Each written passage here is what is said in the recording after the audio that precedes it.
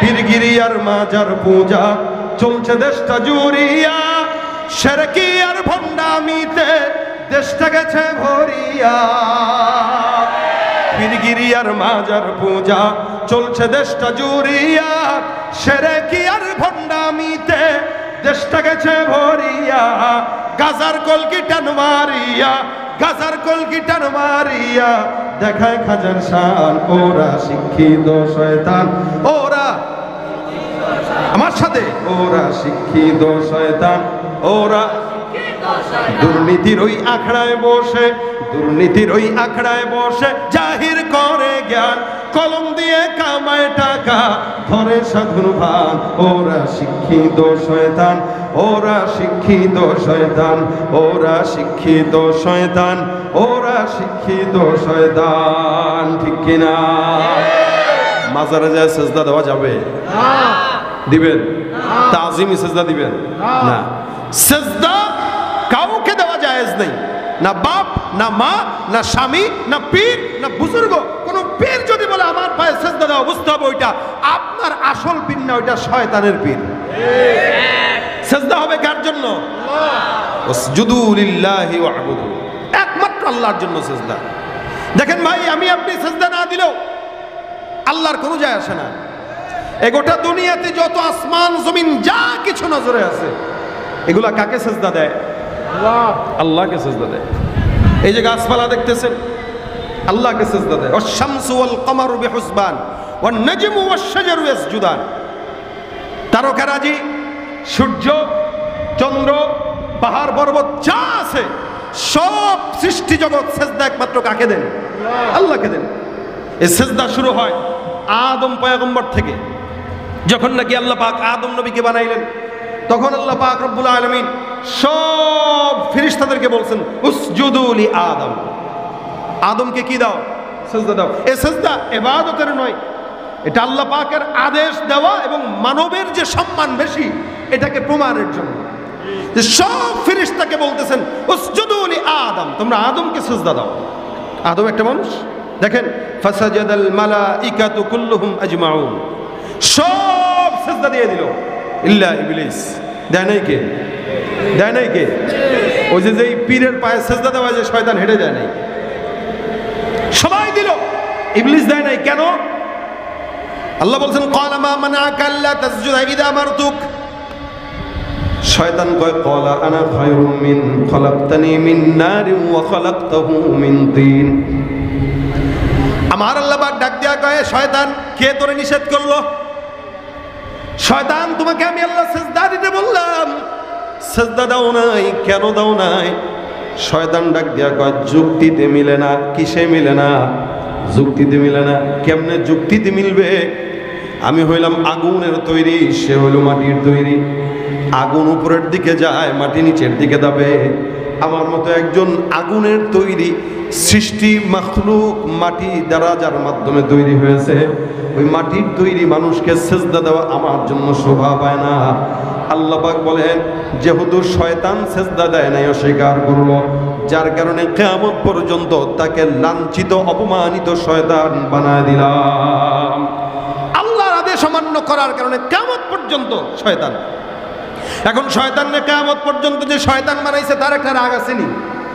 এই দেখেন, যেগুলা নাফরমান, এরা বাবার সঙ্গে নাফরমানিও করে, আবার বাবা মায়ের দিলে বাবার বিরুদ্ধে চক্রান্তও করে।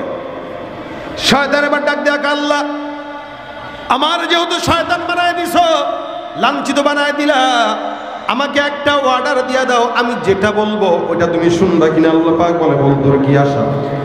শয়তান বলে ক্বালা ফাবিইজ্জাতিকা লাউগফিয়ান্নাহুম আজমাইন। আপনার যত বান্দা আছে কিয়ামত পর্যন্ত সব বান্দাদেরকে আমি আল্লাহ পাক রব্বুল আলামিনের কুদরতি কদম বাদ দিয়া বাবার কদমে সেজদা দেওয়ার জন্য অনুপ্রাণিত করব। এই সুযোগটা মরণ পর্যন্ত, কিয়ামত পর্যন্ত আপনি আমাকে দান করে দেন।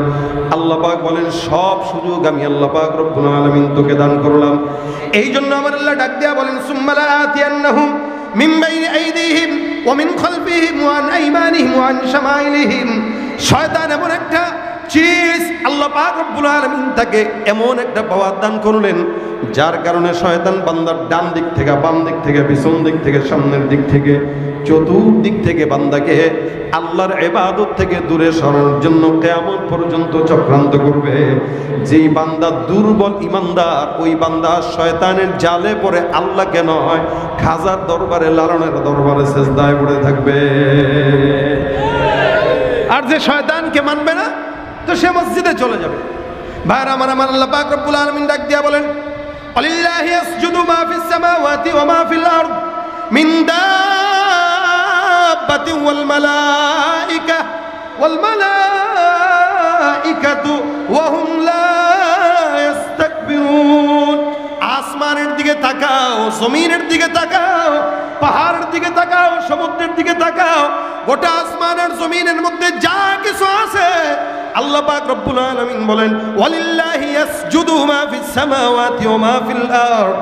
আসমানের জমিনের মধ্যে যা কিছু দেখা যায় এই সব কিছু আমি আল্লাহ পাক রব্বুল আলামিনকে সিজদা দেয়। সুবহানাল্লাহ, জোরে বলেন সুবহানাল্লাহ। আসমানে যা আছে, জমিনে যা আছে, জমিনে কি কি আছে? জমিনে খাল বিল আছে, নদী নালা আছে, এই জমিনের ভিতরে মানুষ বসবাস করে, পাহাড় পর্বত আছে, গাছপালা আছে, যা কিছু আছে। আসমানে কি আছে? আসমানে মেঘমালা আছে, তারকারাজি আছে, সূর্য আছে, চন্দ্র আছে। এই সব কিছু আল্লাহ পাক রব্বুল আলামিন বলেন এরা কোনো প্রকার অহংকার ছাড়াই আমি আল্লাহর কদমে সিজদা দেয়। ওয়ালিল্লাহি ইয়াসজুদু মা ফিস সামাওয়াত, আসমানে যা আছে নাও সিজদা দেয়। এ মুসলমান নবীর উম্মত বুঝবেন, রাসূল করিম সাল্লাল্লাহু আলাইহি ওয়াসাল্লাম বর্ণনা করেন আসমান কত বড়, বিশাল বড়। আসমানের মধ্যে আল্লাহর হাবিব বলেন 4 আঙ্গুল পরিমাণ জায়গা খালি নাই, যেই জায়গায় আল্লাহর ফেরেশতা নাই, আর ওই ফেরেশতারা আল্লাহ পাকের কদমে সিজদা করত অবস্থায় নাই। রাসূল সাল্লাল্লাহু আলাইহি ওয়াসাল্লাম বলেন আসমানে 4 আঙ্গুল জায়গা খালি নাই।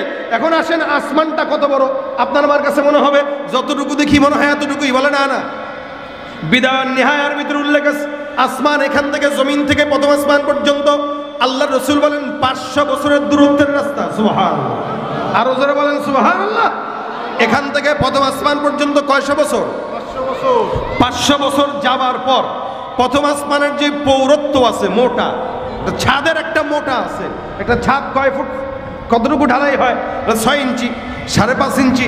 বলে ওই আসমানের যে ঢালাইটা আল্লাহ দিয়েছেন, রাসূল বলেন এই ঢালাইটাও আবার 500 বছরের রাস্তা দূরত্ব।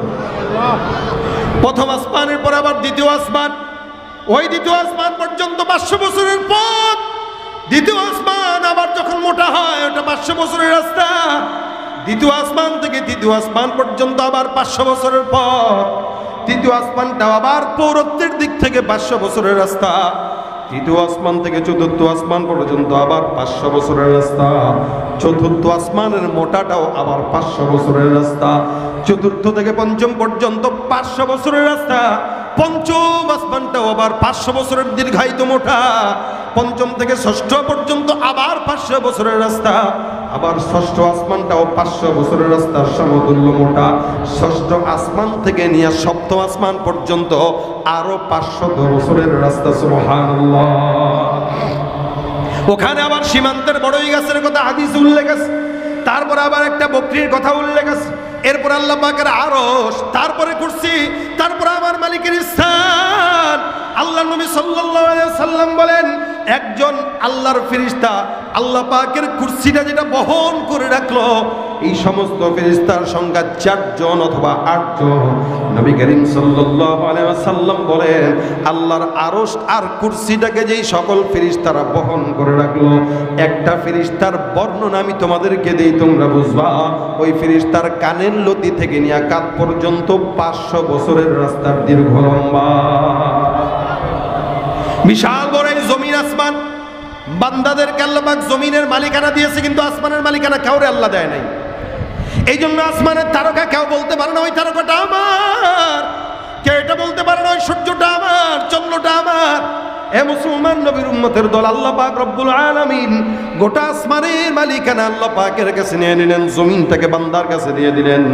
আল্লাহ বলেন আসমান আর জমিনের মধ্যে যা কিছু আছে নজরে পড়ে, এই সব মাখলুকাত কেবলমাত্র অহংকার ছাড়া, ভেজাল ছাড়া, রিয়া ছাড়া 24টা ঘন্টা আমি আল্লাহর কুদরতি কদমে সেজদা দিয়া থাকে। সুবহানাল্লাহ, জোরে বলেন সুবহানাল্লাহ। কার জন্য দেয়? কার জন্য দেয়? এ মুসলমান, সেজদা এমন একটা ইবাদত, নবী করিম হাদিস শরীফে ডাক দেয়া কয়, আকরাবু মা ইয়াকুনুল আবদু মির রাব্বিহি ওয়া হুয়া সাজিদুন ফাআকসিরুদ দুআ।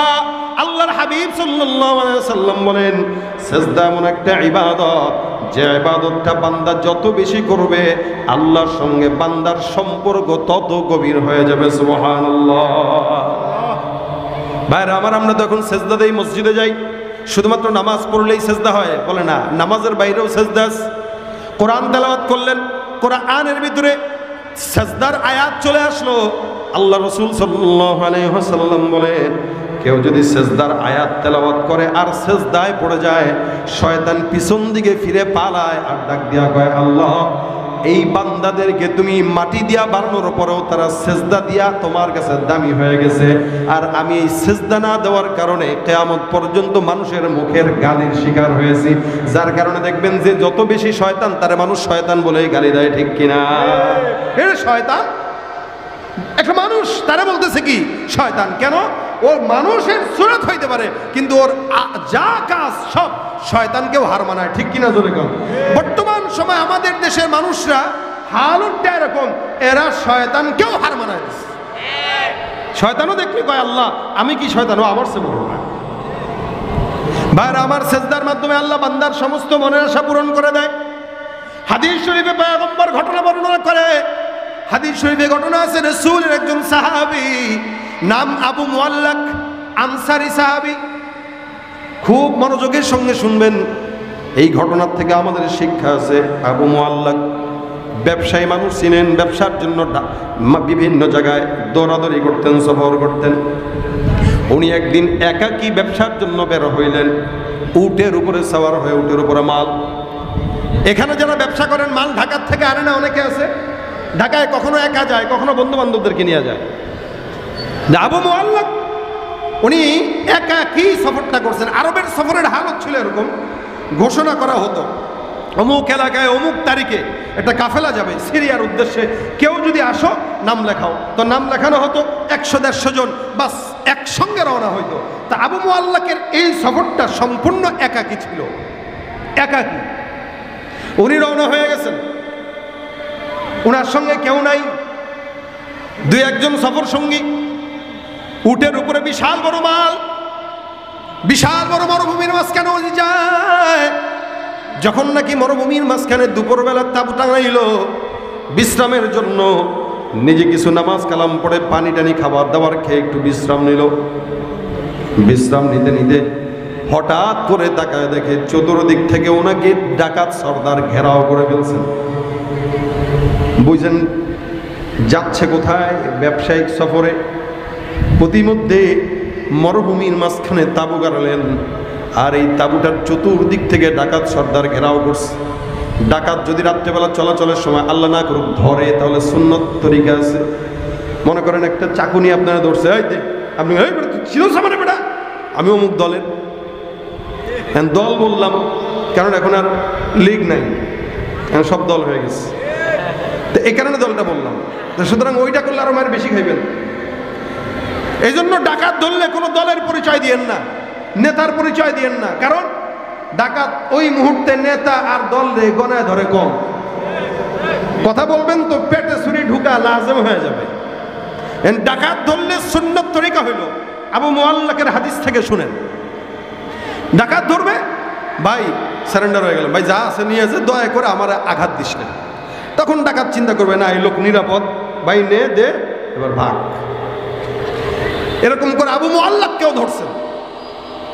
আবু মুআল্লাক কয়, ভাই যা আছে নিয়ে নাও, আল্লাহর রাস্তায় গায়ের মধ্যে হাত দিও না। কি বলছেন? গায়ে হাত দিও না, যা আছে নিয়ে যাও। ওই যে উটের উপরে বোঝাই যত সম্পদ আছে দিয়ে দিলাম, ভাই বিবি আছে, বাচ্চা আছে, দয়া করে মানিস না, আমার বাঁচার দরকার। আবু মুআল্লাক বলে, ভাই আমার দয়া করে বাঁচাও, কিন্তু ডাকাতটা হলো শেষরা, কিছু সন্ত্রাসী আছে, মারে নেয়। এই ডাকাতটা এই কোয়ালিটির করে, আর না আমি এমন ডাকাত, তুমি আমার নাম শোনো নাই? আমি যাকে ধরি তাকে মারি, সম্পদ নেই, বাঁচার কোনো উপায় নাই। আবু মুআল্লাক কয়, ভাই সন্তান আমার ছোট, দয়া করে আমাকে বাঁচাও, আমার জন্য একটু মায়া করো, আমার একটু সুযোগ দাও, যা আছে তুমি নিয়ে নাও। ডাকাতটা কয়, না, ধরা যেহেতু খেয়ে গেছো, ধরা খাইছো, মরবা নিশ্চিত, বেশি কথা বলা দরকার নেই, শেষ কোনটা ইচ্ছা একটু বল, শেষ ইচ্ছা কোনটা এটা বলো। আবু মুআল্লাক ডাক দিয়া বলে, শেষ ইচ্ছা কোনটা? শেষ ইচ্ছাটা বর্ণনা করতে যায় বলতেছেন, আমার শেষ ইচ্ছা হলো 2 রাকাত নামাজ পড়তে দাও, আল্লাহর কাছে আমি সর্বশেষ সেজদাটা দিয়া মাওলার একটু প্রিয় হয়ে নেই। ডাকাত ডাক দিয়া বলে, আরে বেটা, তোর মতো কত বুজুর্গ দেখলাম শেষ সেজদা দিয়া পার পায় নাই। মনে রাখবেন, সব সেজদা সমান নয়, কিছু সেজদা আছে আল্লাহর দরবারে বেশি প্রিয় হয়ে যায়, আর কিছু সেজদা আল্লাহর দরবারে গ্রহণ হয় না, ঠিক কিনা? আবু মুআল্লাক রাদিয়াল্লাহু তাআলা ডাক দিয়া বলে, আমার 2 রাকাত নামাজ পড়ার সুযোগ দাও, আমি আমার মাওলার দরবারে সেজদা দিব। আল্লাহর দরবারে সেজদা দেওয়ার জন্য আবু মুআল্লাক দাঁড়ায় গেল, ওযু করলো, নামাজ দাঁড়াইলো। এবার ডাকাত সর্দার ডাক দিয়া কয়, তাড়াতাড়ি নামাজটা শেষ কর।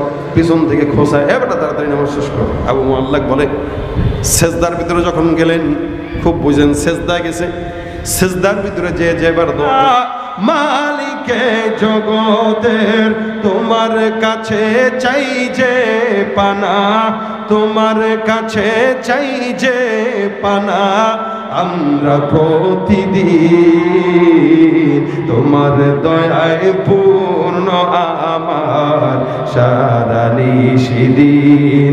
আল্লাহ তুমি দয়ার সাগর, আল্লাহ তুমি দয়ার সাগর, রহমানুর রহিম, তোমার দয়ায় পূর্ণ আমার সারা নিশিদিন। দয়া করেন কে? চাওয়া তো লাগে নাকি ভাই?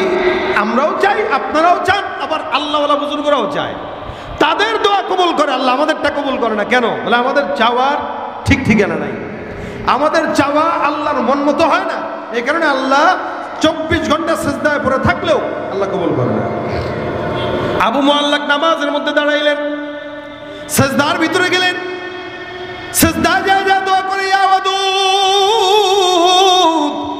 ইয়া ওয়াদুদ, ইয়া ওয়াদুদ, ইয়া যাল আরশিল মাজিদ, ইয়া ফাআলাল লিমা তুরিদ, আসআলুকা বিইজ্জিকাল্লাযী লা ইউরাম ওয়া মুলকিকাল্লাযী লা ইউদাম ওয়া বিনূরিকাল্লাযী মালাআ আরকান আরশিক আন তাকফিনি শাররা হাযাল লাসি, ইয়া মুগীসু আগিসনি, ইয়া মুগীসু আগিসনি, ইয়া মুগীসু আগিসনি।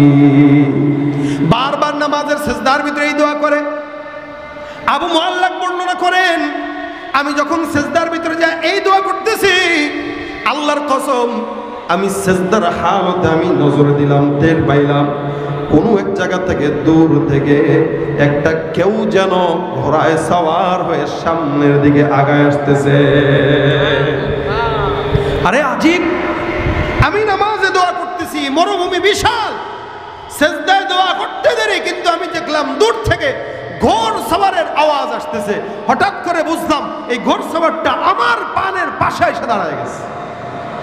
আমি তো এরকম কাউরে দেখলাম না, ডাকলাম না, নামাজের ভিতরে সিজদার ভিতরে দোয়া করলাম, ইয়া ওয়াদুদ ইয়া যাল আরশিল মাজিদ ইয়া মুগীসু আগিসনি। আমি টের পাইলাম নামাজের মধ্যে কেউ যেন আমার পাশে এসে দাঁড়ায় গেল।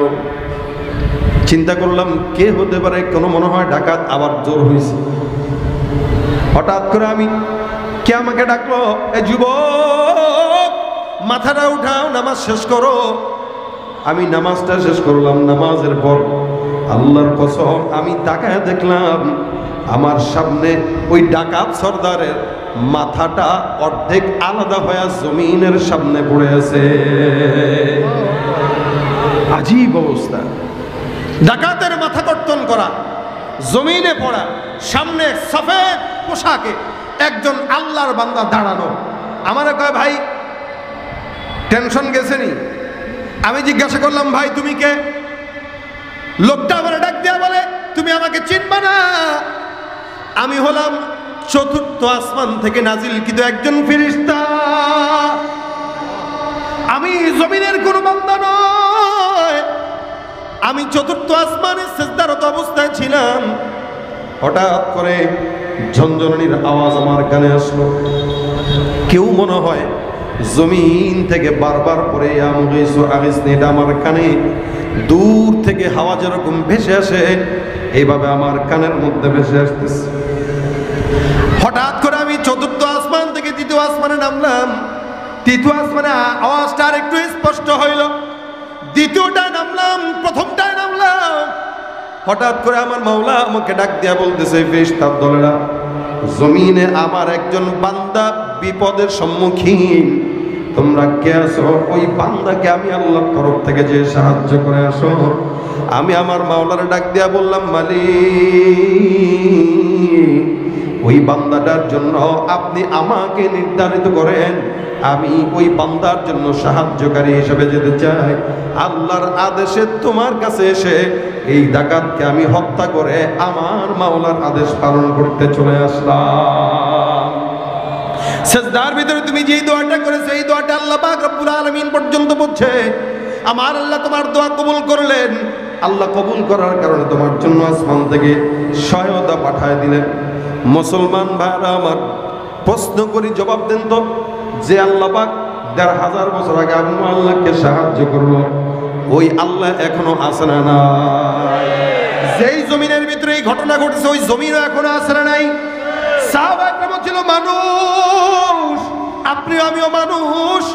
তারও নামাজ ছিল, আমাদেরও নামাজ আছে, এখনো নামাজ আছে, তখনও নামাজ ছিল, কিন্তু পার্থক্য আছে না নাই?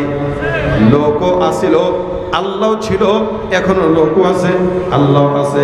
তখনও জমিন ছিল, এখনো জমিনও আছে, কিন্তু সেই ঈমান আর ইখলাস আর তাকওয়া নাই, যার কারণে আমাদের সমাজে নামাজি বান্দা থাকতেও ঘুষখোর আর সুদখোরের কমতি হয় না। ঠিক কিনা? নামাজ পড়া মসজিদ থেকে বের হয়ে সিগারেট ধরায় দেয়, নামাজও পড়ে জনগণের টাকা চুরি করে খায়, নামাজ পড়ে ব্যবসার ভিতরে ২ নাম্বারি করে, নামাজ পড়ে জনগণকে ধোঁকা দেয়, নামাজ পড়ে দিনের ভোট রাতে নিয়ে পাশ হয়ে যায়।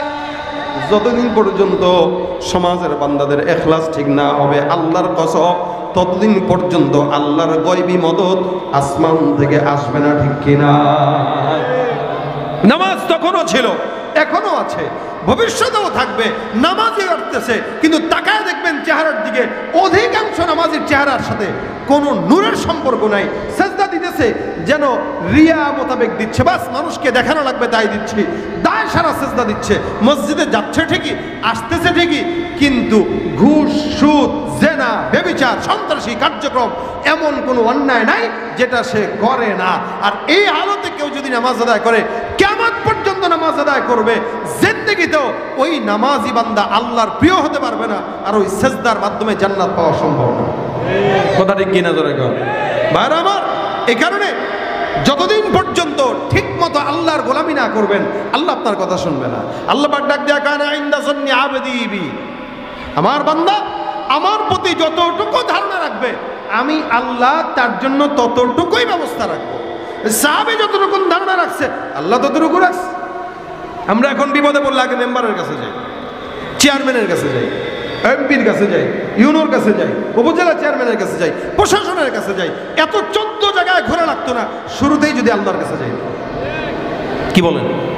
শুরুতে নামাজে দাঁড়ায় আল্লাহর কাছে চাইতেন, আল্লাহ বলতো যে আমার কাছে যেহেতু আগে চাইছে, 14 জায়গায় যাওয়ার রাস্তাটা বন্ধ করে আগেই তার কাজটা করে দেয়। এখন 14 জায়গায় যায় যখন কাজ হয় না, তখন কাহারে আল্লাহ তুই ছাড়া তো আর কেউ নাই। 14 জায়গায় পরকিয়া কইরা এরপরে মালিকের প্রেম, এটা আল্লাহ গ্রহণ করবে না। ঠিক পরকিয়া বিবিকে যেরকম স্বামী গ্রহণ করতে চায় না, পরকিয়া বান্দাকেও তার মাওলা গ্রহণ করতে চায় না। পরকিয়া বান্দা মানে নেতার প্রতি প্রেম আছে, আল্লাহর প্রতি প্রেম নাই। আল্লাহকে আমি বানাইলাম, আমি খাওয়াইলাম, আমি পড়াইলাম, সব আমি দিলাম, আর মহব্বত করে নেতারে। কোন নেতা উঠতে বসতে মিথ্যা বলে 100 না? কোন নেতা ঘুষের টাকা না খাইলে পেটের ভাত হজম হয় না? কোন নেতা জনগণের টাকা চুরি করে আঙুল ফুলে কলা গাছ হয় না? এরকম নেতা যদি চান তাহলে আরো গোলামি করেন, সমাজের হালত যেই লাউ সেই কদুই থাকবে। এ কারণে আমাদের মহব্বত নেতাদের প্রতি থাকবে, পীরের প্রতি থাকবে, আলেমদের প্রতি থাকবে, বাবা মায়ের প্রতি থাকবে, তবে আল হুব্বু ফিল্লাহ ওয়াল বুগদু ফিল্লাহ, মহব্বতটা ততক্ষণ যতক্ষণ নেতা আল্লাহর পক্ষে আছে ততক্ষণ।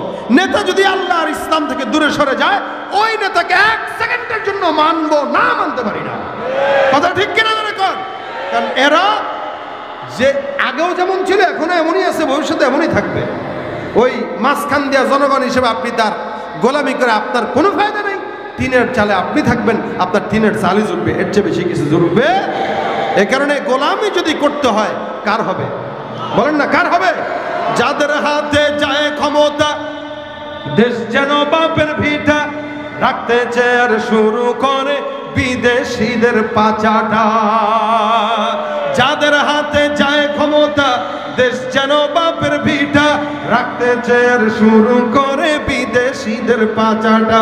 বিদেশিদের কথা মতো চালায় ওরা নিজের দেশ, দেখতে দেখতে গোল্লায় গেল আমার সোনার বাংলাদেশ।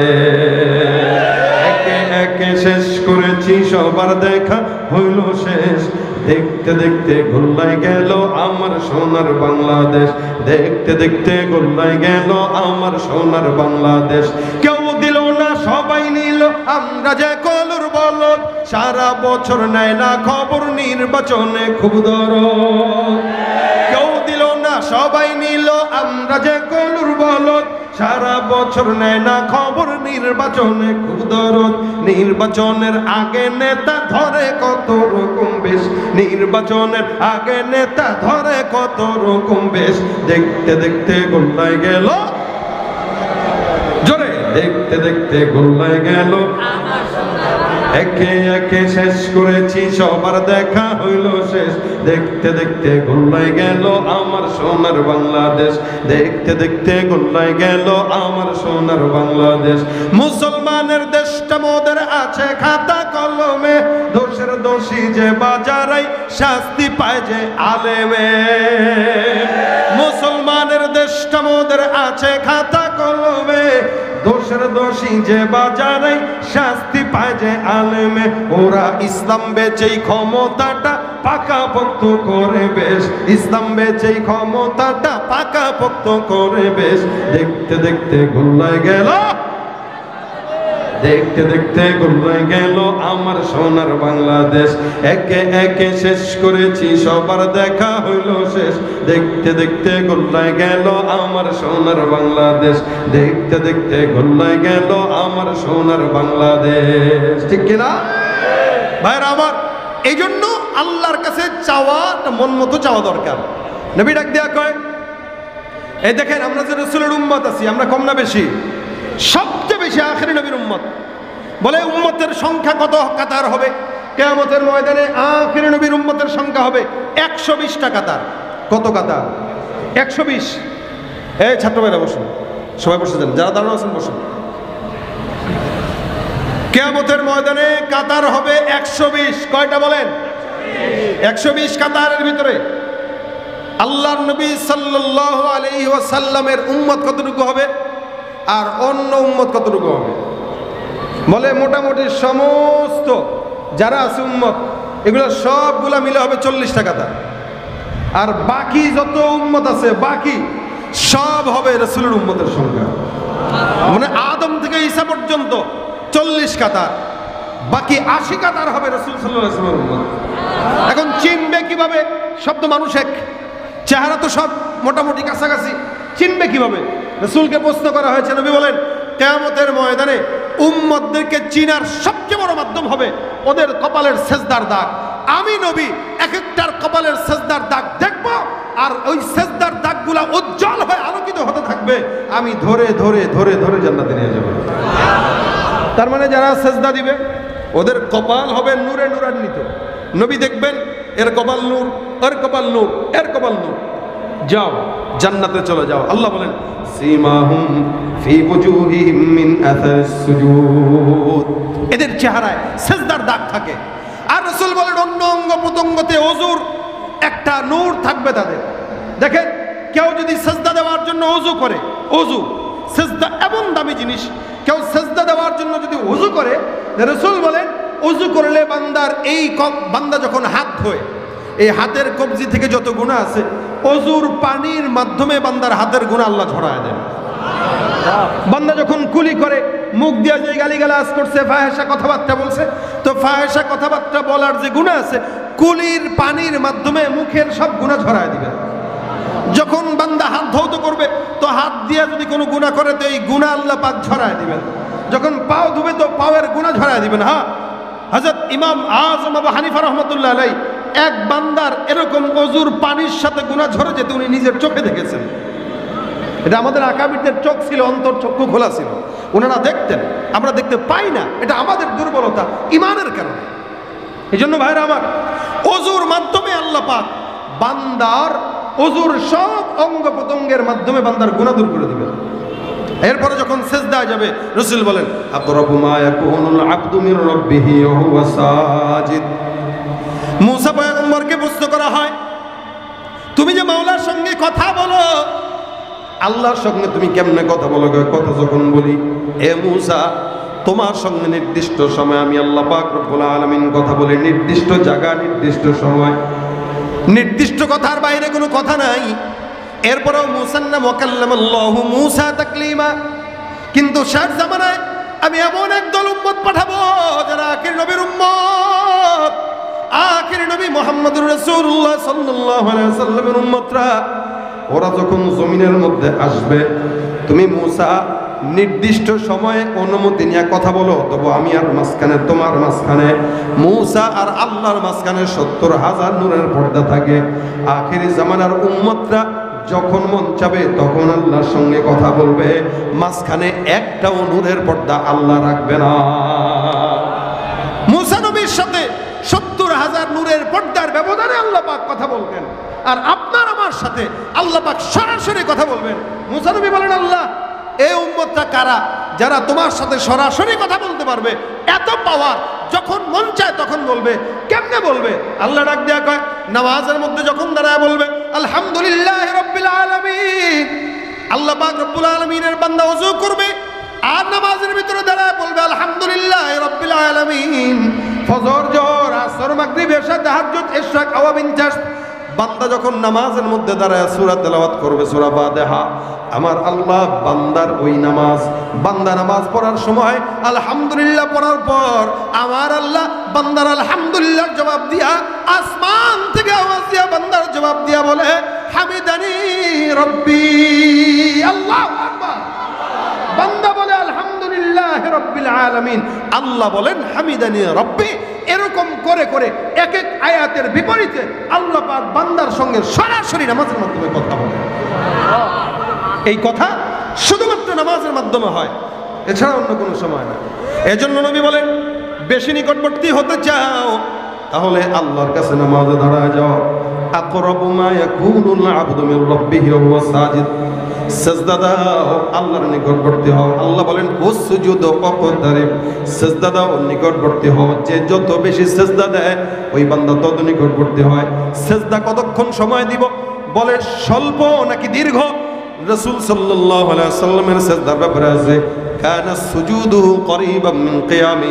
আম্মা জান্নাহ বলেন নবীর সিজদা এত দীর্ঘ ছিল, এত দীর্ঘ ছিল, স্বাভাবিকভাবে কোনো বান্দা যদি ৫০ আয়াত তেলাওয়াত করতে যতক্ষণ লাগে, আল্লাহর নবীর সিজদা ৫০ আয়াত তেলাওয়াত করার মতো দীর্ঘ লম্বা হতো।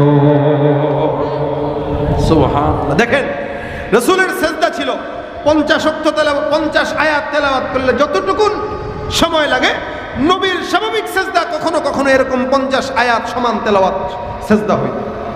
কখনো তো অন্য আম্মা জান্নাহ বলতেন যে রাসূলের সাথে আমরা একদিন নামাজে পিছনে দাঁড়াইছি, তো সিজদায় দিতে দিতে দিতে দিতে কিরে সিজদা দীর্ঘ করতে করতে রাসূল উঠে না, আমরা ভয় পেয়ে গেছি। আমরা নামাজ শেষ করে রাসূলের পা নাড়া দিছি যে নবী আছে কিনা, দেখলাম নবী নড়ছেন, তার মানে নবী আছে, কিন্তু সিজদায়। নবীর সিজদা শেষ হওয়ার পর আমরা জিজ্ঞাসা করলাম, ইয়া রাসূলুল্লাহ, আপনি এত দীর্ঘ সিজদা দিলেন, আমরা সিজদা দিতে দিতে ভয় পেয়ে গেছি যে আমাদের মাথার রক্ত নাক দিয়ে পড়বে, কিন্তু আপনি যে সিজদা দিলেন আপনার তো কিছু হইল না। রাসূল বলেন, আমি তোমাদের মতো না, সুতরাং সিজদা তোমরা দীর্ঘ করো। যে যত বেশি দীর্ঘ সিজদা করবে তার সাথে তত আল্লাহ পাকের তাআল্লুক দীর্ঘ হয়ে যাবে। আর সিজদার মাধ্যমে আল্লাহ বান্দার মনের দোয়া কবুল করেন। কারণ রাসূল বলেন ফাআকসিরুদ দুআ, এই তোমরা সিজদা যখন দিবা তখন সিজদায় ঢুকে বেশি দোয়া করো। সিজদায় যে যত বেশি দোয়া পড়বে আল্লাহ ওই দোয়া কবুল করবেন। রাসূল বলেন ফাআকসিরুদ দুআ, তোমরা সিজদায় গেলে দোয়া করো। ফরজ নামাজের সিজদায় দোয়া করার নিয়ম নাই, বাকি নফল নামাজের সিজদায় যখন যাবেন তখন দোয়া করবেন রব্বানা আতিনা ফিদ দুনিয়া হাসানা বা অন্যান্য দোয়া পড়বেন আপনার যেই দোয়া দরকার। বিশেষ করে আমি যেই দোয়াটা হাদিসে শুনাইছি ইয়া ওয়াদুদ ইয়া ওয়াদুদ ইয়া ওয়াদুদ, এই সমস্ত দোয়া যদি কেউ পড়ে তো রাসূল বলেন আল্লাহ পাক তার মনের আশা সিজদার মাধ্যমে বললে আল্লাহ ওই মনের আশা পূরণ করে দেয়। আমরা সিজদা দেই ঠিকই, মুরগির ঠোকরের মতো সিজদা দেই, আমাদের সিজদা আছে ঠিকই, আল্লাহর জন্য না, কোনো মতে ভোট পাওয়ার জন্য, ধান্দামি ভোট পাওয়ার জন্য। আমাদের যা কিছু হয় আমরা আমাদের ধান্দার জন্য করি। আল্লাহর জন্য যদি করতাম তাহলে দুনিয়াও মিলতো, আখিরাতও মিলতো। কি বলেন, ঠিক না? এই জন্য সিজদা তো দেওয়াই লাগে, নামাজ তো পড়াই লাগে। তো এটা আল্লাহর জন্য পড়লে কি হয়, নিয়তটা একটু সহি করে ফেলি না যে এখন থেকে সিজদা দিব আল্লাহর জন্য, কারোর জন্য না, কোনো মাজারে না, কোনো বাপের দরবারে না, কোনো পীরের কাছে না। মাথা নোয়ানো যাবে না, মাথা ঝুঁকাইতে হলে সেটা আল্লাহর জন্য ঝুঁকাইতে হবে। এই মাথা দামি জিনিস, এই শির দামি জিনিস, এটা ঝুঁকাইতে যদি হয় তো সেটা কার জন্য? এটা ঝুঁকাইতে হলে আল্লাহর জন্য, এছাড়া অন্য কারোর জন্য না। এই জন্য আল্লাহ পাক রব্বুল আলামিন বারবার বলছেন উসজুদু লিল্লাহ, আল্লাহর জন্য সিজদা দাও।